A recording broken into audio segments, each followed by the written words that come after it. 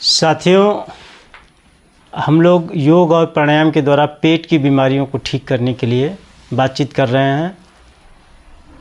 पिछली वीडियो में हमने गैस की बीमारी के लिए, जिनको गैस ज़्यादा बनती है, एसिडिटी बनती है, गैस फॉर्म नहीं होती है, उससे बहुत सारी समस्याएं उत्पन्न होती हैं, उसके लिए वीडियो बनाया था कि नाड़ी शोधन की क्रिया जो कपालभाति है उसके द्वारा आप गैस को 24 घंटे के अंदर, 48 घंटे के अंदर या 72 घंटे के अंदर कैसे आप जो है कंट्रोल कर सकते हैं।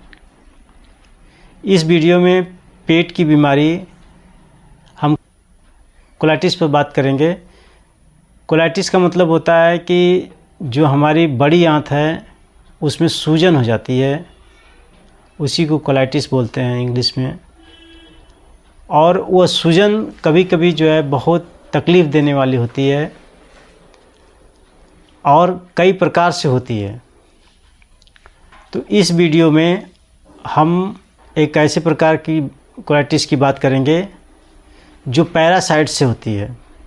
पैरासाइट का मतलब कि विशेष रूप से एंट अमीबा हिस्टोलिटिका नाम का जो परजीवी है वह हमारे आंतों में पहुंच जाता है और पेचिश पड़ने लगती है, आँव पड़ने लगता है। और जब ये पुराना होता है, काफ़ी लंबा समय तक होता है, तो यह बीमारी लाइलाज हो जाती है। और जब तक आप दवा खाएंगे या किसी भी प्रकार की दवा को लेते रहेंगे तो आपको आराम रहता है। जब ही दवाइयाँ छोड़ देंगे फिर से म्यूकस आने लगता है, फिर से पेट में ऐंठन होने लगती है और आजीवन दिक्कत बनी रहती है। तो ऐसी प्रकार की जो कोलाइटिस है उसके बारे में इस वीडियो में बात करेंगे। जो एलर्जी से कोलाइटिस होती है उसके बारे में बाद में बात किया जाएगा। तो एंट अमीबा हिस्टोलिटिका जो है वो आपके आंतों में है। अगर उसकी वजह से आपको कोलाइटिस है या पुरानी पेचिश है तो उसके लिए हम आपको कपालभाति जो नाड़ी शोधन की क्रिया है ये पूरी तरह से क्योर करती है। मैं क्योर शब्द की बात कर रहा हूँ, लाभ पहुँचाने या आराम देने की बात नहीं कर रहा हूँ। मैं क्योर की बात कर रहा हूँ कि पूरी तरह से ठीक करती है। लेकिन जो प्रचलित उदराघात कपालभाति है उसकी बात नहीं कर रहा हूँ। जो शास्त्रीय कपालभाति है, जो रेचक पूरक के द्वारा किया जाता है, उस कपालभाति से कोलाइटिस को जो पैरासाइट से होती है उसे हम क्योर कर सकते हैं। वो कैसे है कि प्रक्रिया को ठीक से जानने के लिए पिछली वाली वीडियो को देखेंगे तो और क्लियर होगा। यहाँ पर मैं संक्षेप से बता देता हूँ कि श्वास अपने आप अंदर गई, ज्यों बाहर आना चाहती है दाहिनी नाक को बंद करेंगे और बाईं नाक से धीरे धीरे हवा को अंदर भरते जाएंगे। जब पूरी हवा भर जाए नाक से हाथ हटाइए, छोड़ दीजिए, दोनों नाक से बाहर आ जाएगा। एक दो श्वास आराम करिए, फिर प्रश्वास पर ध्यान दीजिए कि प्रश्वास बाहर गई। ज्यों अंदर आना चाहती है तो बाएं नाक को बंद करके दाहिनी नाक से धीरे धीरे हवा को बाहर निकालिए, रिचेक करिए। जब ही दबाव आता है छोड़ दीजिए, दोनों नाक से अंदर चला जाएगा। फिर एक दो श्वास आराम करिए, फिर अंदर गई श्वास, जब ही बाहर आना चाहती है तो बाएं नाक को ही बंद करके दाहिनी नाक से धीरे धीरे हवा को पूरा करते जाएंगे, भरते जाएंगे। जब पूरा भर जाएगा छोड़ देंगे, दोनों नाक से बाहर आ जाएगा। फिर एक दो श्वास आप आराम करेंगे, फिर बाहर गई प्रश्वास, ज्यों अंदर आना चाहती है दाहिनी नाक को बंद करके बाईं नाक से धीरे धीरे हवा को बाहर करेंगे। इस तरह से एक चक्र ये जो है कपालभाति हुआ। आप 2 या 3 चक्र करेंगे तो 1 या 2 दिन के बाद आपकी कोलाइटिस जो एंट अमीबा हिस्टोलिटिका है, जो परजीवी है, वो धीरे धीरे झड़ने लगते हैं और पूरी तरह से 1 हफ्ते के अंदर आप जो है देखेंगे कि पूरी तरह से आंतें साफ़ हो जाएंगी, हल्का लगेगा, आपको आराम मिलने लगेगा।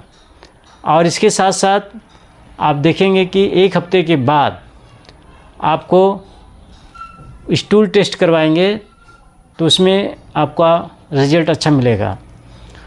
उससे पता चल जाएगा कि ये परजीवी अब हमारे स्टूल में नहीं आ रहे हैं, तो हमारे शरीर में नहीं है। एक चीज़ का ध्यान रखिएगा कि जब इसको आप कर रहे होंगे तो कई बार बहुत पुरानी अगर कोलाइटिस है, पुरानी पेचिस की बीमारी है, तो कभी कभी लैट्रिन के साथ जो है काफ़ी मात्रा में लबाब जैसे कट करके मांस निकल जाए, उस तरह से लबाब जैसा निकलता है, झड़ता है। तो उसे घबराना नहीं है, और उस समय आपको थोड़ा सा प्रिकॉशन रखना है कि घर पर रहिए। अब वीकनेस मालूम होगा तो आप आराम करिए और हल्का भोजन लीजिए, खिचड़ी लीजिए, उसमें थोड़ा सा घी डाल के लीजिए, स्निग्ध चीज़ों को लीजिए, ताकि आपके आपको शरीर को आराम मिले और पेट को भी आराम मिले और आपको ऊर्जा भी प्राप्त हो। इसके साथ साथ आप इस प्रक्रिया को कर रहे हैं, इसके बाद भी कभी कभी और जटिलता होती है, तो अगर ठीक नहीं है तो उसके लिए आपको सूर्यभेदी प्राणायाम करना होगा। लेकिन पहले आप जो है कपालभाति को आप करेंगे। 99% लोगों का कपालभाति से ही ये बीमारी ठीक हो जाती है, लेकिन 1% लोगों का अगर नहीं ठीक होती है तो उन्हें जो है सूर्यभेदी प्राणायाम को करना पड़ेगा।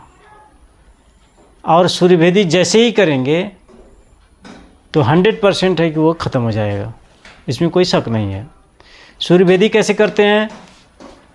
श्वास अंदर गई, जो बाहर आना चाहती है तो बाएं नाक को दबाइए, दाहिनी नाक से पूरक करते जाइए, पूरक करते जाइए, और जब पूरा कर दीजिए तो नाक को दोनों बंद कर दीजिए, कुंभक करिए हल्का सा 10 सेकंड के लिए, फिर छोड़ दीजिए, दोनों नाक से बाहर आ जाएगा।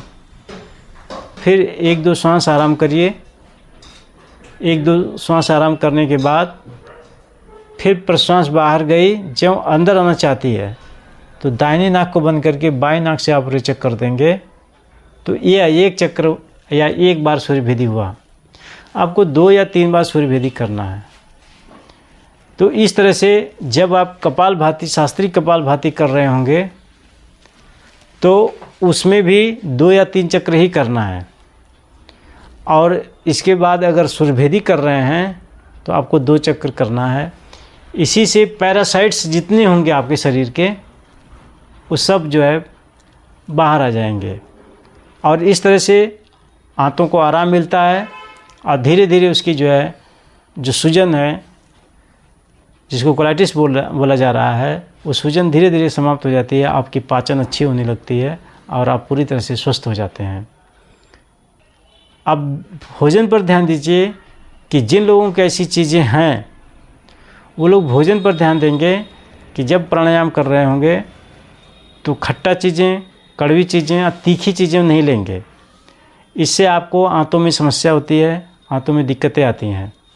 लहसुन प्याज नहीं लेंगे, उससे भी आंतों में समस्याएं बढ़ती हैं, घटती नहीं हैं। तो इस तरह से जितनी भी साइट्रस चीज़ें हैं उनसे बचिएगा, तो और तेज़ी से आपकी शरीर के हीलिंग पावर बढ़ जाएगी और तेज़ी से आप ठीक हो पाएंगे। इस तरह से कोलाइटिस के बारे में, जो पैरासाइट के द्वारा होती है, उसके बारे में मैंने इस वीडियो में बताया। जिसके भी इस तरह की चीज़ें हैं वो निश्चित तौर से इससे ठीक होते हैं, और बहुतों को ठीक किया गया है। अंत में ये कहना है कि आप प्राणायाम प्रकाश नाम की जो चैनल है, इसे सब्सक्राइब करिए, और इस वीडियो को जो ज़रूरतमंद लोग हैं उन तक भेजिए, जो योग से या प्राणायाम के द्वारा अपनी कोलाइटिस को ठीक करना चाहते हैं। धन्यवाद।